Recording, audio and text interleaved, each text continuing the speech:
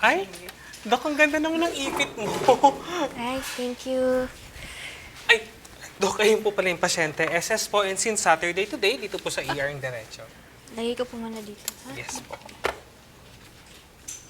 Wait lang. Para sa inyo. Sarap yan. Thank you, Dok. Salamat. Thank you. Salamat. Sige. Thank you, Doc. Ito naman ding si Doc. Alam na nga niya mukha siyang bata, nag-ribbon pang ganyan. Tapos, yung kinakain niya, baon niya palagi ganyan. Ano, redundant lang, Doc. Eh, anong gusto mo? Yung kagaya ng saya, di nagmukha siyang matandang dalaga. Ay, wow! Wow naman, hiyang-hiya naman ako sa'yo. Di ba? AM shift ka ngayon, di ba? Pero yung itsura mo mukha kang pang night shift, buwisit kang bakla. Grabe siya.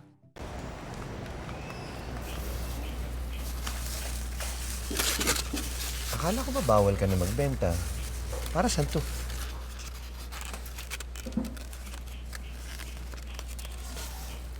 Uy, Jeanette. Ano yun? Kanina pa kita kinakausap eh. Ano lalim na iniisip mo? Iniisip ko kasi si Annalyn eh. Parang mas hirap siya ngayon kesa nung internet clerk siya. Ano mo ba na 4 na oras lang yung tulog niya kanina? Sigurado naman ako masaya si Annalyn eh. Ginagawa niya yun para sa pangarap niya. At higit sa lahat, syempre para sa'yo. Siguro naman may mga kaibigan siya dun, no? Para naman sa ganon, hindi siya maging malungkot. Jeanette, mami ka nga. Ikaw yung malungkot eh, di ba?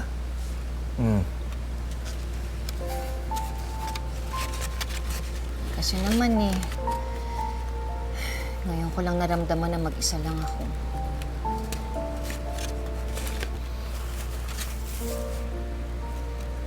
Jeanette, hindi ka nag-iisa.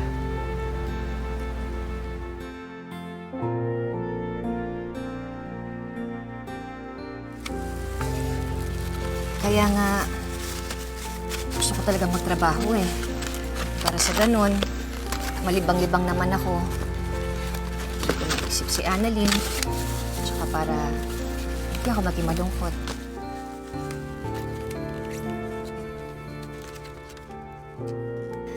Good morning po. Patient Doyeth Del Rosario po. Oh. Ako si Dr. Santos. Ano ka mo? Doktor ka? Eh, nakita lang kitang naglilinis ng sasakyan nung kailan lang di ba? Po? Bata, may alam kang palodan dito? Ay, wala po. Pasensya na. Sige. Oo, natatandaan ko yun. Dumaan ako dito eh.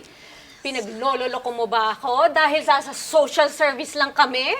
Huwag ka naman sumigaw. Nakakahiya. Ano wag sumigaw? Anong nakakahiya? Bakit ba tayo binibigyan dito ng doktor-doktoran lang? Gusto niyo ba ipamedya ko kayo dito? Ano bang klaseng ospital to? Nako, tumawag ka ng totoong doktor. Bilis! Doktor po ako. Kung kailangan ko pong ipakita yung lisensya ko, gagawin ko. Pero asikasuhin po muna natin yung anak ninyo. Pwede po ba? Ma'am Doyeth? Tama po? Yes po, Dok. Pasensya na po sa mama ko. Talagang matalak lang po talaga yan. Anong pasensya? Anong matalak? Buti nga sinumahan pa kita dito. Saan niyo po nararamdaman yung pain? Dito po banda, Dok, talaga. Kailan niyo pa po naramdaman? Kaninang madaling araw pa. Pero ganito po talaga ako pag nagkakaroon ako. Kaya uminom na po ako ng pain reliever kanina. From 0 to 10 po, gaano po siya kasakit? 10 po yung pinakamasakit, 0 yung wala. Naitanong na sa amin yan kanina. Paulit-ulit. Okay lang. Paulit-ulit eh. Dok, 7 po.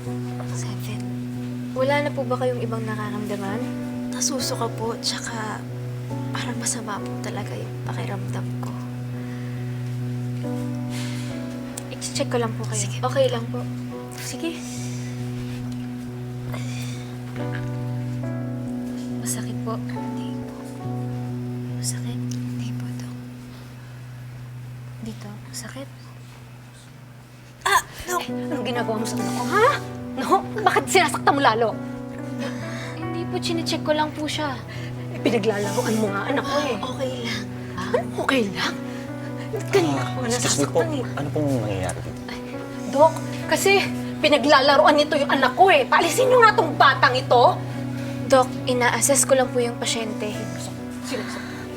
Sige na, umalis ka muna, ako nang bahala dito. Parang may appendicitis po eh. Kulit mo, baby girl. Sige na, ako nang bahala dito. Huwag niyo po akong tawagin baby. Seryoso po ako. Seryoso din ako. Kung paminsan-minsan paloko-loko ako, pagdating sa trabaho, seryoso ako. Pwede ba? Mag-BP ka muna doon, ako nang bahala dito.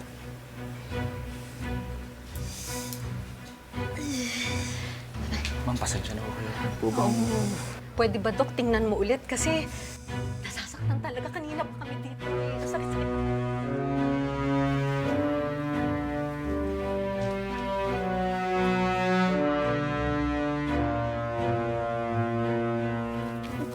Pasensya na sa pag-abala ko sa iyo, ha? Linet! Ay, Linet, bakit ang aga mo yata ngayon? Tsaka, ano yan, hindi mo nabenta?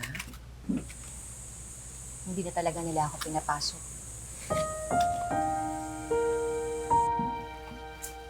Hindi ko na nga alam kung saan ako bebenta ng mga ulam ngayon.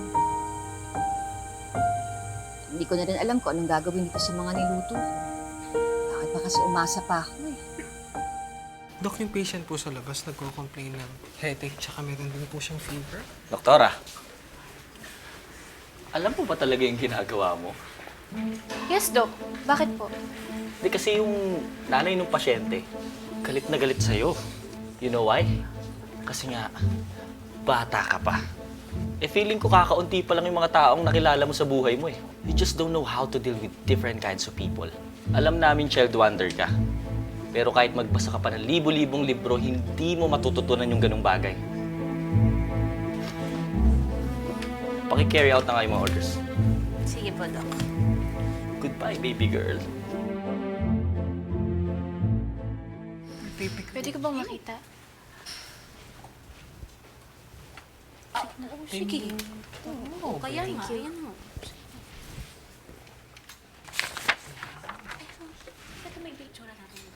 Orders. CBC platelet, urinalysis, pregnancy test, give tramadol 50 milligrams, POQ8 for pain. Refer to OB.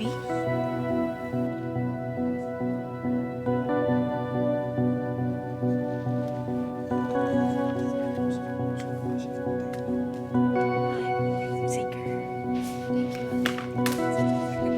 Okay pa, Doc. Agad. Baka naman, ninang tayo. Dok, medyo nawala na ho ng onte yung sakit pagkatas ko uminom ng pain reliever. Siguro din po kasi umalis na si Mama. Uminom po ulit kayo ng pain reliever? Opo, sabi po nung lalaking doktor, okay lang daw po eh. Dok, pasensya na rin kayo kay Mama. Kaya nga sinabi ko, wag na akong samahan eh. Nakakahiya kasi. Okay lang po yun. Ganun talaga yung mga nanay. Siyempre, iniisip ka lang din nun. Kaya ko nga nang mag-isa. Kaya ko naman. Tsaka, para hindi na rin siya naaabala. Daming talaki. Ma'am Doyet, may gagawin lang sana ako. I-check kita. Okay lang ba sa'yo? Opo, Dok. Wala pong problema. Okay.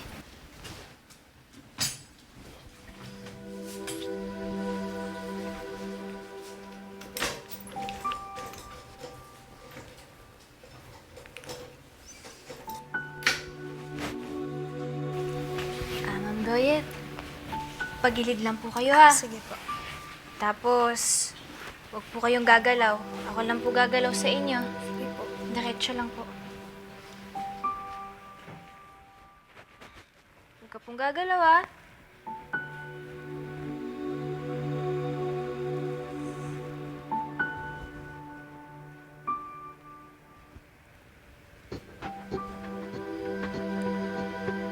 Higa naman po kayo ulit. Ganun po ulit. Hindi po kayo gagalaw. Sige po.